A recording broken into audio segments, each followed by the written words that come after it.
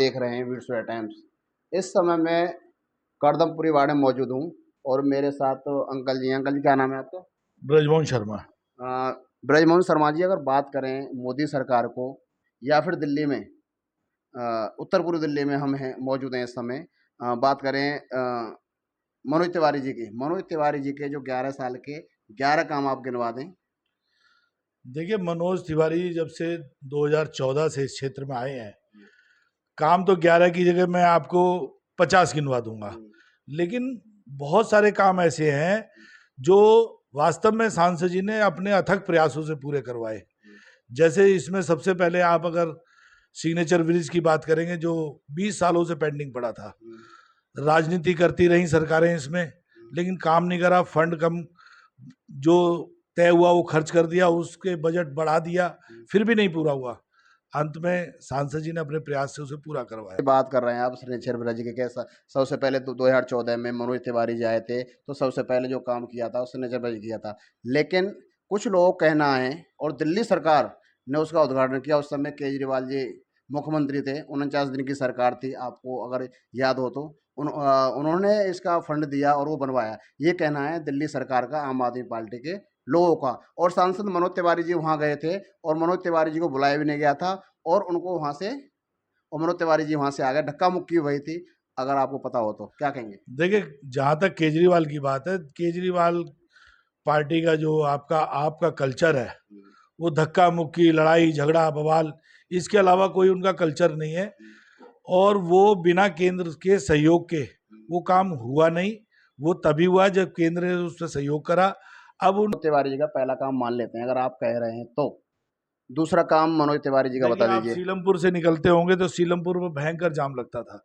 घंटों घंटों हम लोग आप जाम में फंसे रहते थे। और सीलमपुर पे बल्कि उसके लिए वहां पे सांसद जी को धरने पे भी बैठना पड़ा। और हम सब लोग उसमें बराबर देखते रहे, आते रहे, जाते रहे, लेकिन उनके प्रयास से ही वहां पुल बन पाया, वो जो डबल पुल बना है, और उससे आज वहां समस्या खत्म हो गई जाम की। कांग्रेस के लोग कहते हैं तो वो पुल हमने बनवाया था। कांग्रेस का तो पिछले 20 वर्षों से दिल्ली में नामो निशान नहीं है। आप पता नहीं किस कांग्रेस की बात कर रहे हैं। 3% 5% वोट मिलता है, तो अब वो क्या किस आधार? 2014 से तो पहले कांग्रेस सरकार थी अंकल जी। नहीं, सरकार थी, दिल्ली में सरकार थी, लेकिन 2000 पहले ही टूट गई थी सरकार। और उनके हालात काम करने के, वो पुल उसके बाद बना है, जिस पुल की मैं आपको चर्चा कर रहा हूँ। एक सिंगल लाइन पुल था, जो फ्लाईओवर जिसे बोलते हैं आप, सिंगल फ्लाईओवर था। उसके बावजूद वहां बहुत जाम लगता था। बाद में उसे डबल करके उसे पूरा मनोज तिवारी जी ने करवाया है। चलो, अगर आप मान लेते हैं तो दो काम मनोज तिवारी जी के हो गए, अब तीसरा काम मनोज तिवारी जी का बताएं आप। ये आप भजनपुरा के जाम से आप अच्छी तरह वाकिफ होंगे। यहाँ नीचे रोड, उसके ऊपर रोड, और उसके ऊपर मेट्रो। ये किसकी योजना है? तिवारी जी की योजना है। एक दिल्ली में अपने आप का एक तरह का अलग प्रयोग, अलग तरह का प्रोजेक्ट, जो मनोज जी खुद अपने प्रयासों से लेके आए, और वो आज कुछ ही समय में पूरा भी होने वाला है। ना, इसकी तो लोग सराहना करते हैं, भजन प्रेम बहुत जाम था। चलो, आपने और किसी आज, बात की सराहना की, हाँ, अच्छी इसको तो लोग भी सराहना करते हैं, हम भी सराहना करते हैं, हम भी इस क्षेत्र के रहने वाले हैं। लेकिन ये है पर, और चौथा काम बता दीजिए आप।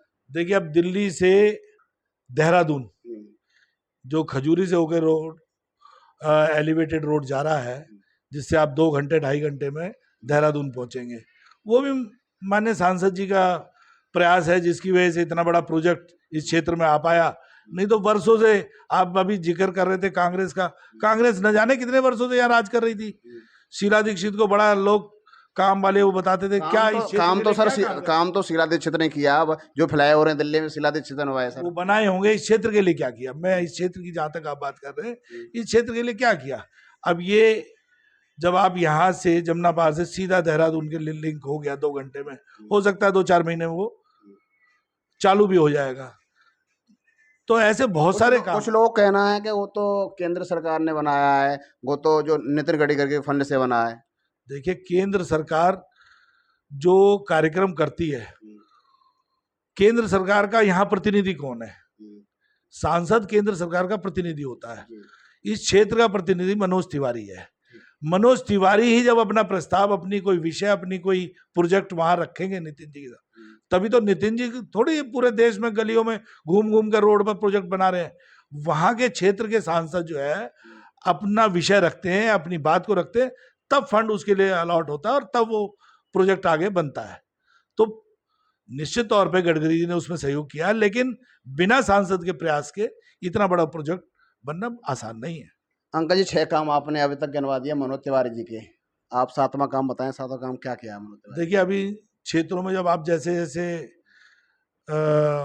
ये करदमपुरी बाढ़ है, ऐसे क्षेत्रों में जब बाढ़ों में जाएंगे कॉरपोरेशन मेंबर, सरकार पिछले दिनों दुर्भाग्य से ऐसी थी कि जिसने हल्ला तो ज्यादा मचाया, काम कुछ नहीं करा, वो आपके सामने है।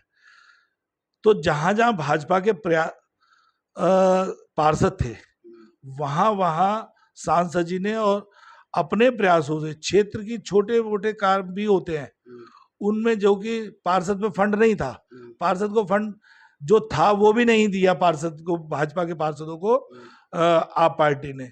तो सांसद जी ने अपनी निधि से क्षेत्रों में बड़ी हाईलाइट मास्क जो आपने देखी होंगी, इस क्षेत्र में भी 4 लगी, पूरे वार्ड में मेरा ख्याल है 10 लाइटें कम से कम लगी, और 1 लाइट 4 लाख रुपए के अंदाजे में होती है।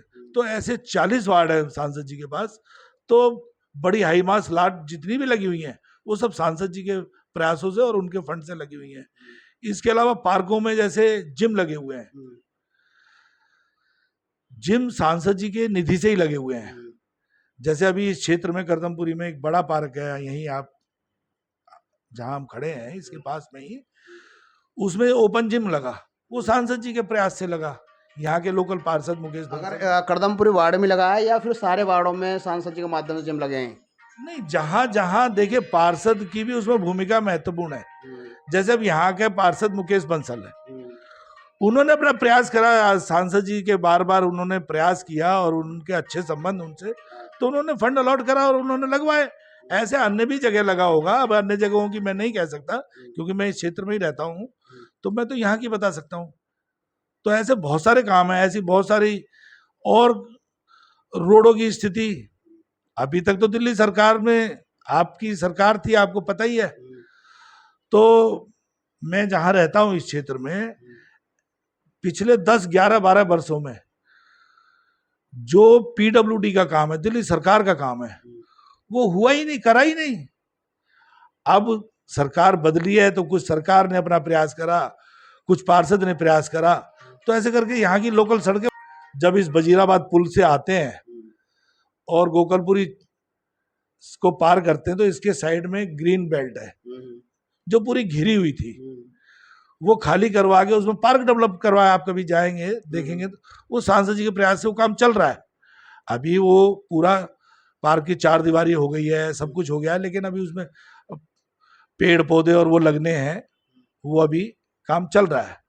और ऐसा ही आप ये जो वेलकम पे झील का काम, जो वो भी पार्षद के पिछले जो सांसद जी के पिछले टर्म में कराया गया था। मेट्रो की योजना है, ये मेट्रो दिल्ली सरकार और केंद्र सरकार के सहयोग से चलती है, इसमें अधिक फंड जो है केंद्र सरकार का ही होता है, और उसके लिए सरकार दिल्ली की योजना जरूर देती है अपना एक खागा बना के, लेकिन फंड तो ज्यादा केंद्र सरकार का होता है। वो जब तक उसमें सांसद प्रयास नहीं करेगा, सांसद उसको फंड को रिलीज नहीं कराएगा, तब तक वो काम होगा ही नहीं। और ये शिप यार्ड की जैसे मेट्रो लाइन है और कई लाइन है, वो अभी जो मौजपुर से मजलिस पार्क, ये सब सांसद जी के प्रयासों से हुई है इस टर्म में, जो अभी जिनमें कुछ में काम भी चल रहा है। तो इस तरह काम तो बहुत सारे हैं, अब उन सबको गिनती में गिनना ये आपका काम है, जनता को पता है कि हाँ काम हो रहे हैं। अब क्योंकि इतना बड़ा क्षेत्र है, पिछड़ा हुआ क्षेत्र है, पहले क्योंकि कभी कुछ काम हुआ नहीं, तो समय तो लगता ही है विकास। पोली हॉल्ट उनके ही प्रयासों से बना, उस दिन भाग्य से मैं भी वहां था, तो वो जो कार्यक्रम है और वो समय से पूरा भी हो गया। तो ऐसे बहुत सारे कार्यक्रम है, हो सकता है मेरे भी कई चीजें कोई नहीं भी ध्यान में आती हैं, लेकिन वास्तव में पिछले 11 वर्षों में मनोज तिवारी ने यहाँ पे अपने प्रयासों से बहुत सारे काम किए हैं, बहुत सारे, लेकिन क्योंकि गड्ढा बड़ा है, क्षेत्र में काम की आवश्यकता ज्यादा है, इसलिए उतना फंड भरपूर नहीं आ पाता या नहीं हो पाता, लेकिन वो अपने प्रयासों से बराबर लगे हुए हैं।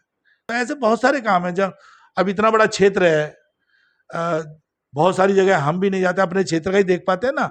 अब यहाँ से लेके बुराड़ी तक का क्षेत्र बहुत बड़ा, 25 से 30 लाख लोगों की कॉन्स्टिट्यूंसी है, उसमें 41 वार्ड है, उनमें कहाँ कहाँ क्या क्या सांसद के प्रयासों से काम हो रहे हैं, उन सबकी हर आदमी को जानकारी हो ये बड़ा मुश्किल है।